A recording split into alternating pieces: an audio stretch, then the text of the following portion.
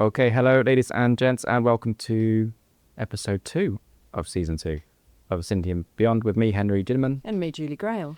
And today we are following on from last time's topic of business rates to look specifically at what that means for our towns, cities, places, through the lens of business improvement districts. So just to recap, I think where we got to, Julie, we did a bit of an explainer on business rates, where they came from, a bit of a history lesson. Yeah. And then we narrowed in on the rates revaluation for 2026. So in November 2025, there was a new list published by the Valuations Office agency, which told businesses what their rateable value was going to be going forward from April 2026, which is when those values will be confirmed. Yeah, so the draft list was published the night before budget, so 25th of November, which is actually kind of up to 2 months later than normal, because historically it would be published early October. So there's a lot of waiting with bated breath as to what those values would be. They came out and felt quite politically charged because it was linked to the budget. I wondered if they were trying to hide it amongst the other noise that was going to deal with it. But it's, and that's always a draft list at that point. So then there was quite a lot of hope that some adjustments might be made. And certainly, other than the pub U-turn that's been done, no other adjustments have been made yet. And it looks like they're not going to. There's a potential kind of cliff edge scenario coming our way the 1st of April. So if you want to get a bit more into business rates, what they are, why they're significant, do go back and listen to that first episode. It's quite difficult to be a bid manager and not know business rates now, isn't it? Now, none of us, I think, imagined us becoming experts in business rates, but it's so closely aligned to us and so important to us also to support our businesses and be the business voice. That is really valuable to fully understand.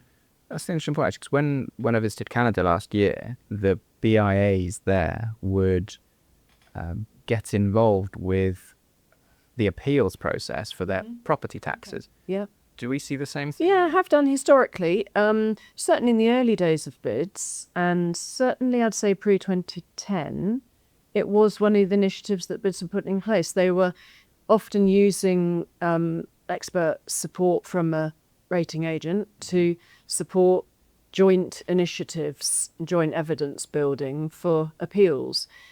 Over the last 10 years or so, because of the way the business rate system's gone and because of more frequent revaluations, but also reluctance on the part of government and VOA to hear and impact rate appeals, there's been much less scope to actually put appeals in. Right. So there's been less ability to do that. But yeah, that's very much something that many bids have been involved with. The other one that came up with the British Bids Conference, when the chap, I've forgotten his name now, was speaking from the VOA, someone put their hand up and said, what happens if we know about a business that has lied about certain information and therefore aren't paying as much as business rates?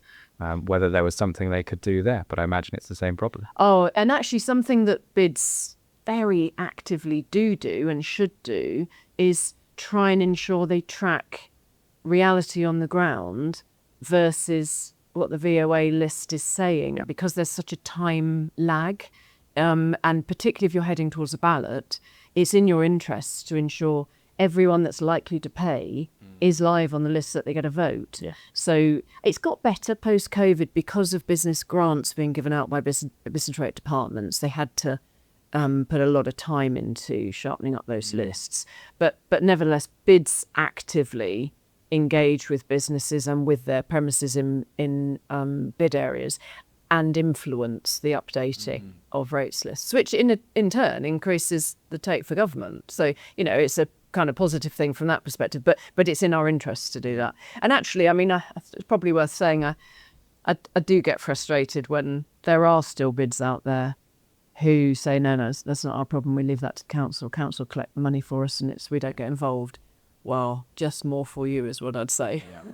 on multiple levels. Yeah, and we can help here at Vicinity. So we quite often will get this from the VOA and be comparing it against either the council list or what is held in the bid CRM system. So we've most recently done this for the draft list publication, and we can talk about what the impact is, and we did a little bit last time on the RV changes and levy changes that result in that. But the other thing is also picking up on missing businesses. And these might be businesses that are not in your CRM that are in the VOA list, in which case, why aren't they there? And you should be bidding them because you might be missing out. On multiple occasions, we found businesses which aren't in the council list. And therefore, you are definitely missing out. And you need to go to the council and make sure that those businesses are getting their bid bill. Actually, I can advocate for you on that one because I did that exact exercise, as you know, with Fitzrovia Partnership in London, because I sensed we were missing some when I took on that one. And yeah, I got your team to do that overlay. And just in one catch, at a 1st of April billing point, we found an additional 26,000 levy that wouldn't have been billed if we hadn't identified it. And we found, more worryingly, historic loss, which we had to make a decision. We couldn't claw all of that back. Whilst legally the rules might have allowed us to, it would have been unpalatable. Yeah, there's it. And there was a single business that was a very high value that should have been in and hadn't been. Yeah. And it just wouldn't have been appropriate to bill back. But you should be on that every year. Yeah. And they are on it now because we've gone through that process and it's become a critical part of the data list gathering and accuracy. So yeah, and the proposition that I put to that board was, will you approve a new process for us to do? It's going to cost us some money, but I can guarantee I'll get it back. Yeah. And the numbers were, it cost us £500 through Vicinity to do the exercise to bring in 26,000. No brainer. Yeah, thank you for that. I forgot about that. No, it's good. And I think to assuage concerns, this is a challenge for all bids. Yeah. You know, it may seem obvious, but who are the businesses in our area is the first question you need to ask, but actually a hard question you need to answer.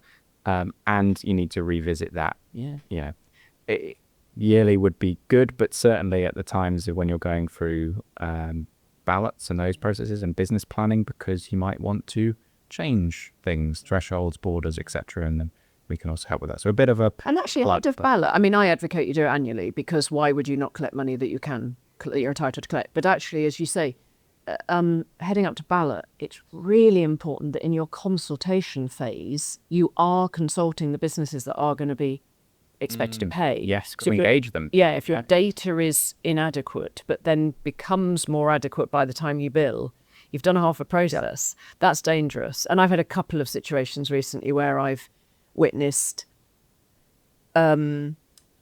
suggestions of poor consultation. Now, it's been evidenced well and has been completely legitimate.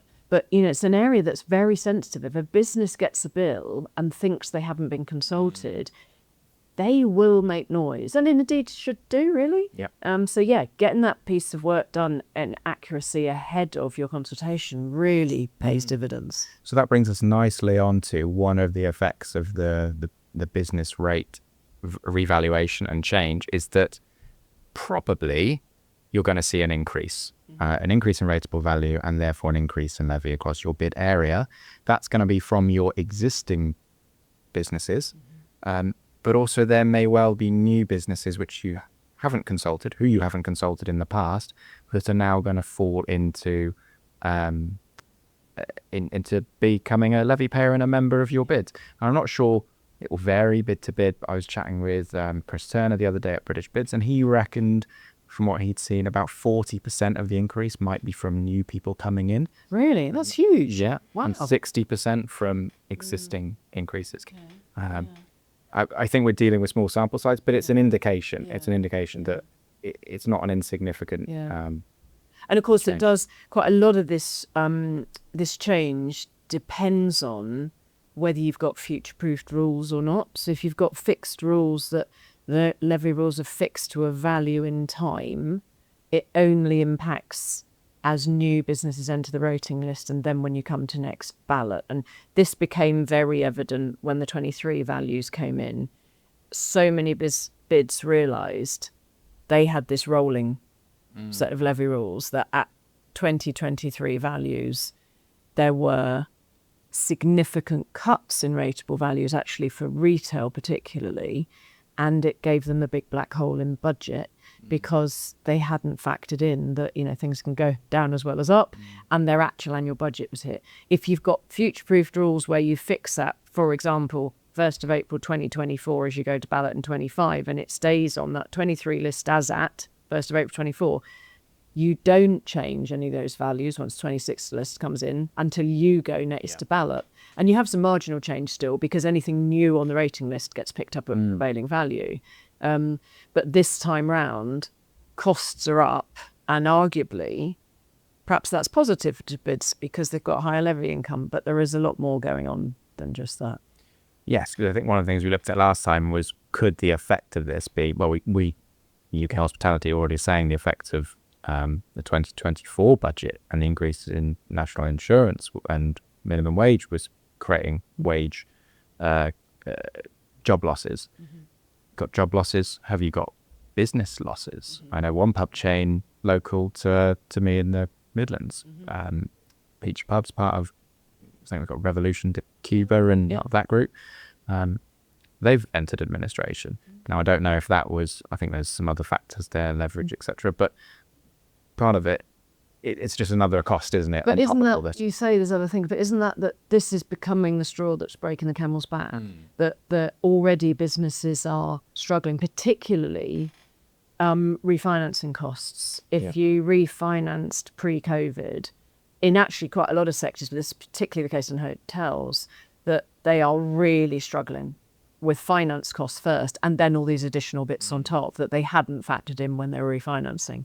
So yeah, straw that breaks the camel's back is now putting some real concern about business survival. And actually I found myself with a number of bids over the last few weeks directly amending risk registers to not just think about the impact on your bid levy income in relation to what your rules say and in relation to levy collection enforcement, but actually business survival. If a business doesn't exist, will you get that money? When will you get that money? Do you revert to owner? Is an owner going to pay that money? If you've got listed buildings, which is a high prevalence of listed buildings, particularly in the big cities, particularly in London, listed buildings then don't pay in ownership. So you've got vacancies, it's no income.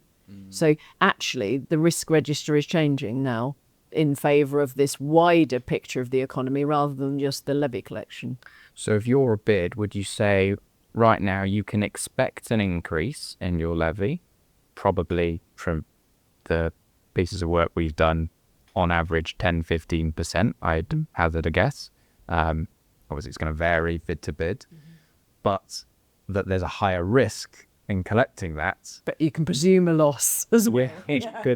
You could end up in a worse position if you see business closures and all those reasons you mentioned that effectively allow for greater volatility. Yeah, absolutely. And also from a, beyond the pure finances of it, and I know lots of bids are feeling this, and I'm feeling it when I'm with bids.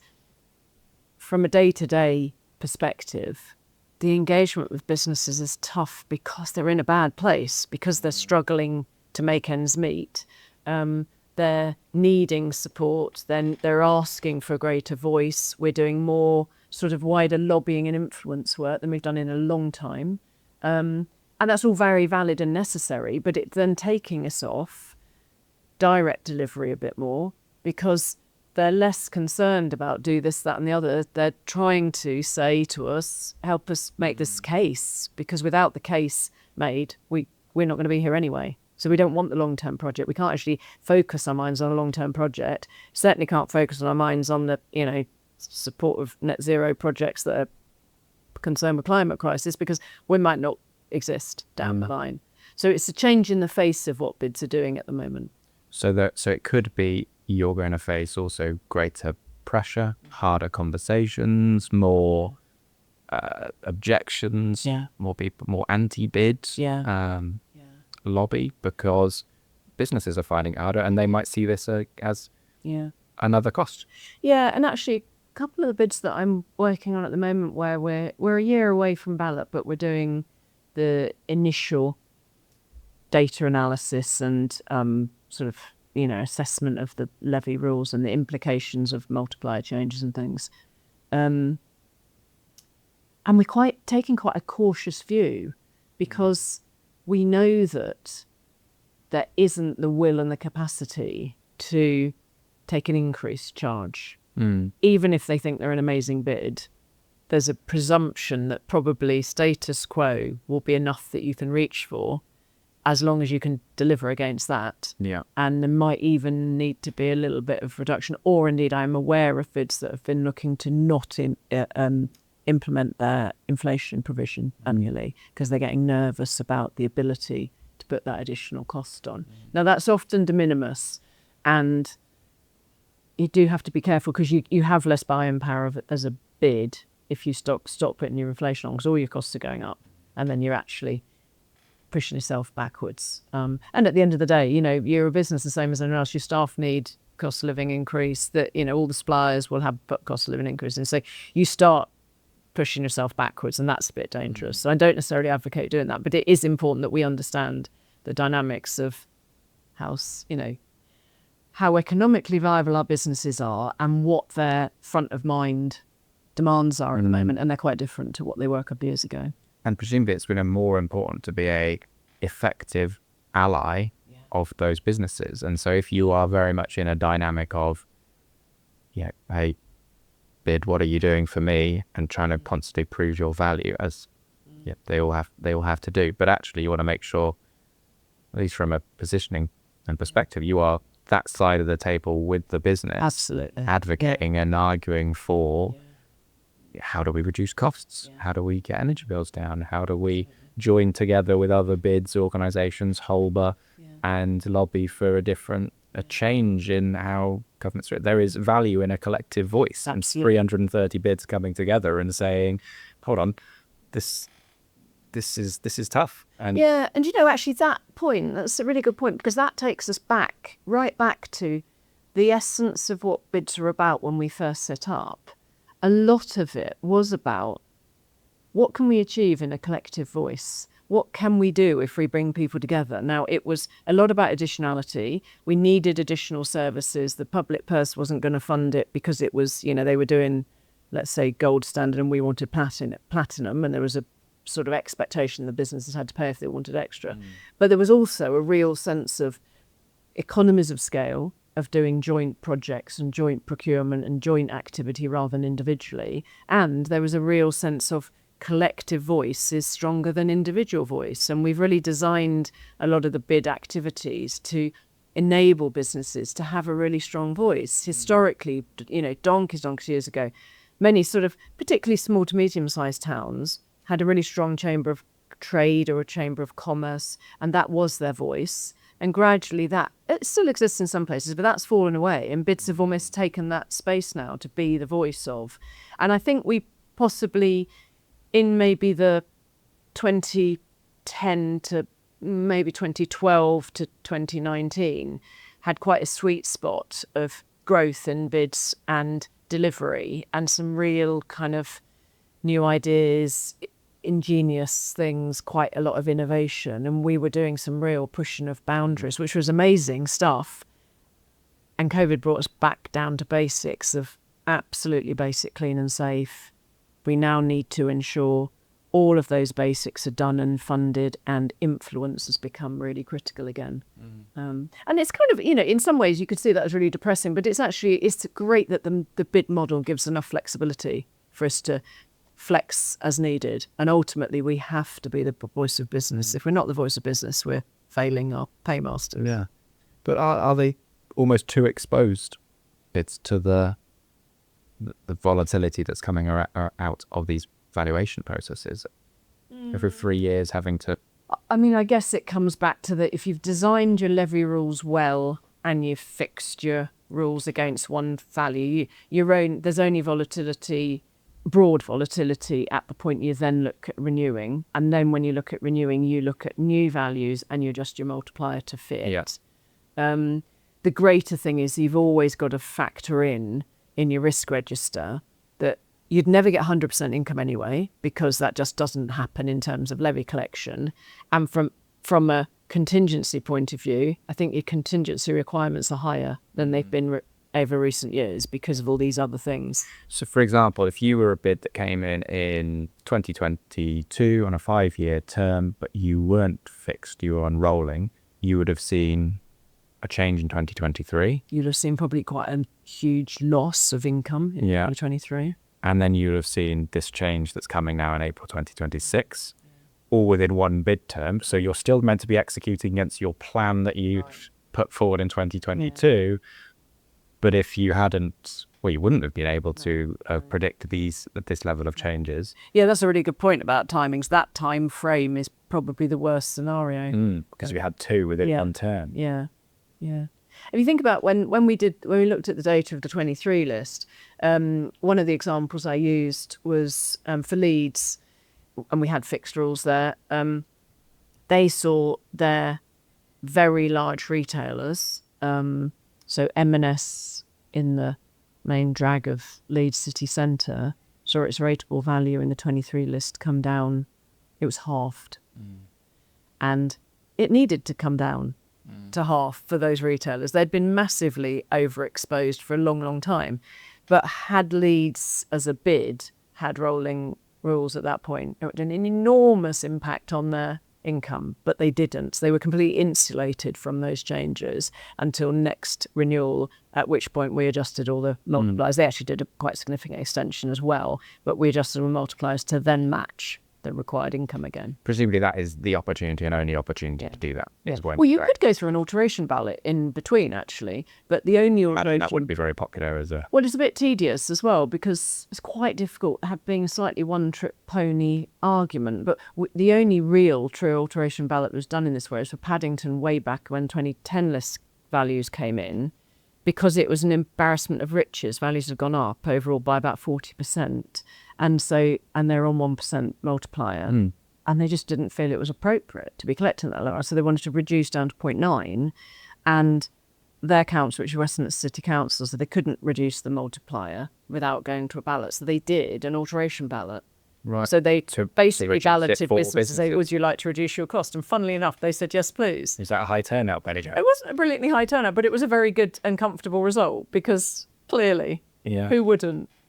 So that could be an option for a bid now. If you feel like you are getting excessive revenue through your levy collection, and that you don't have a way of spending that wisely, you can do that. It's quite a responsible thing to do. I fear most people wouldn't bother, but you've got to think about the long term, and creating this critical and fair, trusted relationship between you and your businesses, so that you're not fleecing them and you are genuinely delivering for them.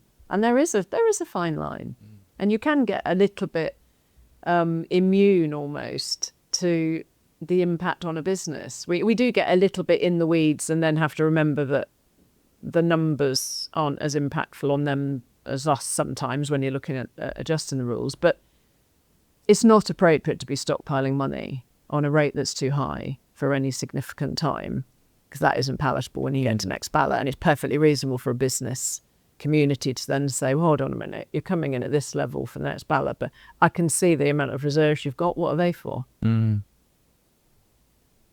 thing we haven't touched on, as we considered business rates and effect on bids, is the other thing that's in the pride of place strategy, which is proposing to widen property owner bids outside of London. I mean, that's a podcast in its own right, Henry. But for now, you're right. So at the moment we've got only the ability to overlay an owner bid on top of an existing occupier bid footprint, and only in London. And that's because we took the opportunity to graft some legislation on the back of the Crossrail levy infrastructure bill that went through government. And we've proved property owner bids work. They are working great in London, but there is a desire to do two things. One is to see them outside London, and secondly, to see them potentially standalone without an occupier bid attached to it. So without getting too deep into what could be another episode, in the context of business rates, how, because I haven't thought or considered this, how would you be looking at this from a property owner? What would be we built the model? Well, we built the model in exactly the same way to ensure that property owners pay against each hereditament as well, and against each rateable value. So would be effective in almost exactly the same way. You do. And the original design, and I mean, I go back, I literally lived and breathed all this policy development with government. Their original proposition was that you did it on building ownership and on kind of units. And we said, no. It's got to completely mirror hereditaments, business hereditaments and values, because that's the only way that you have got this tried and tested formula that allows it to be fair and just. So in effect, in Heart of London and in New West End Company, they've got occupier bids with owner bids overlaying. The occupiers pay, each hereditament pays percentage levy on rateable value. The owner pays a percentage levy on rateable value. That money comes together and then invests across the regime. And it's really workable. And there were a lot of concerns originally about owner identification stuff, but it works. And there's a real eagerness now to grow this out. And I guess I should say a little plug actually. I'm working with Part of London Business Alliance on this, and we're running a webinar on this in a couple of weeks' time with MHCLG ahead of consultation, because consultation is coming. And we're really keen for people to understand this and look at the detail. Let's put a link to that in the description, and let's revisit that topic as you get further down the line with them. Okay, so if you're a bid manager listening right now and you're hearing us give a really optimistic view of the future of business rates and the effect on your bid area, what would you be thinking about prioritizing? Is it wait and see? April is the potential cliff edge scenario. What would be your biggest priority right now? I guess the things that you can do, if you haven't already got that data and have thoroughly pored over the 26 values, you need to do it, because whether it impacts your levy rules this year or not, you need to know the health of your businesses. So if you haven't done it, go to Vicinity and get that data check. Your local authority as well, you can go. They can, but that can often be quite difficult. Just saying. And then beyond that, in terms of building your budget for the coming financial year, I'd be building a greater contingency than you have historically. And I'd be building that into your risk register. And I guess on risk register, I should say again, I do see too many bids that don't have an active detailed risk register for their business, and they should. And this is something that should be on there.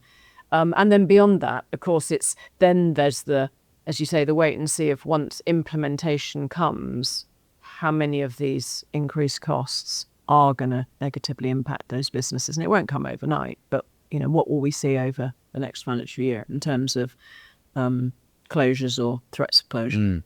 And then as you proceed, how would you be changing the way you engage with businesses and speak to them? Yeah, I mean, if you don't already, and some are brilliant at doing this, but if you don't already, you've really got to position yourself to understand and know and engage as the voice for business, so that these evidence bases become really strong lobbying positions. And I think what we've seen in relation to the business rate stuff and a variety of other things, for another day we'll talk about visitor levies, and there's a lot of evidence there. The very best way you influence policymakers is by facts, by data and facts. Anecdotes are kind of useful, but they need to be grounded in facts. And that's what our connection between bids and our businesses have. They tell you coalface data. Often they don't know how to get that coalface data to the policymaker, but we do. So that's the connection that we should be really working on and making sure we can articulate for them. Okay, excellent. Is there anything else we haven't covered? I think we've done quite well. I mean, I'd be really interested to hear from a bid point of view from listeners how they are having this conversation with boards, and if there are other things coming up, or indeed if they get resistance to some of the things that we're talking about. That data accuracy thing, that contingency on budget, the engagement and policy influence thing, how much help are they getting from businesses and their local authorities to make sure those things work? Or are they not? Are they not seeing it either as their role, or indeed they're getting resistance from others? Boards should absolutely recognise how important this subject is to the ongoing management of the business. But be good to hear from people whether they are making that change or not. Excellent. There you go. You've heard the call. Please let us know. Please get in touch, LinkedIn, or comment on the posts and videos directly. Thank you very much, Jude. Thank you.